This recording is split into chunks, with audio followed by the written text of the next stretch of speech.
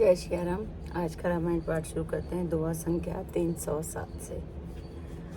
देव देव अभिषेक हिते गुरु अनुशासन उपाई, आने सब तीरथ सलिलूत ही कहें कहा रजाई।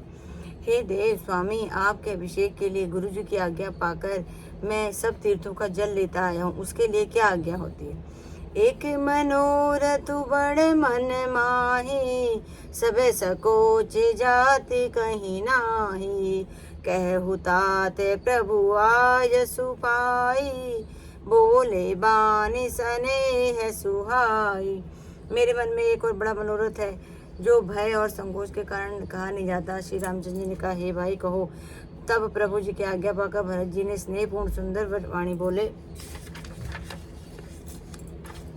चित्रकूट सुचिथल तीरथ वन, खग मृग सर सरी नेरे जरे।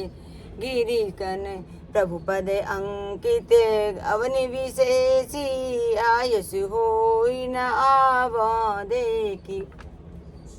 आज्ञा हो तो चित्रकूट के पवित्र स्थान, तीर्थ, वन, पशु पक्षी, तालाब, नदी, झरने और पर्वतों के समूह तथा विशेषकर प्रभु आपके चरण चिन्हों से अंकित भूमि को देखाऊं। अवसिया जिया यसु सिर धर हूँ, तात विगत भय कानन चहूँ।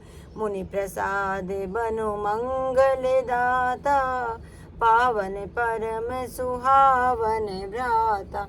श्री रघुनाथ जी बोले, अवश्य अत्रि ऋषि की आज्ञा को सिर पर धारण करो।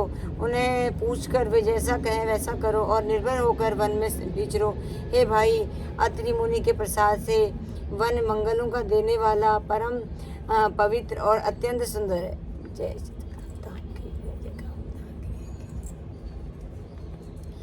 ऋषि नायक जह आय सुदेही, राखे तीरथ जलुथन तेहि। सुनि प्रभु बचन भरत सुख पावा, मुनि पद कमल मुदित सिर नावा।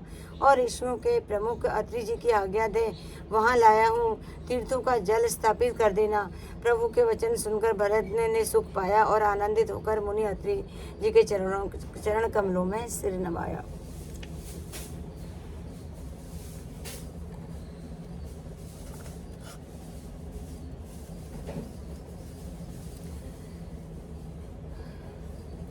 धन्य भरत राम संवाद मुनि, संकल सुमंगल मूल। सुर सारथी सराहे कुल, बरसत सुर तरु फूल।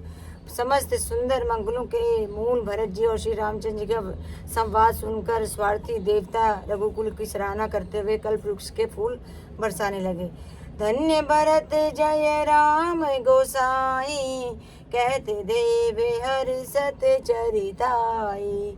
मुनि मिथिलेश सभा सब काहू, वचन भरत वचन सुनि भयउ छाहू।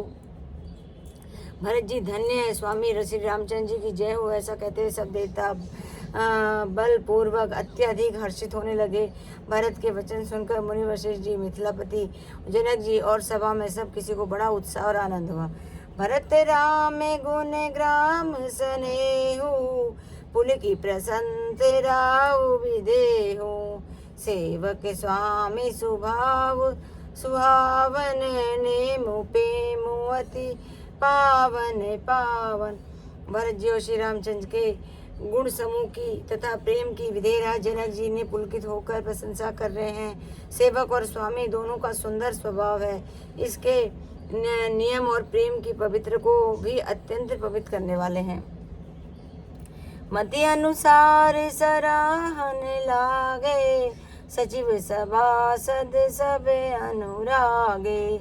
सुनि सुनि राम भरत संवादु, दुहु समाज ही हर सुविषादु।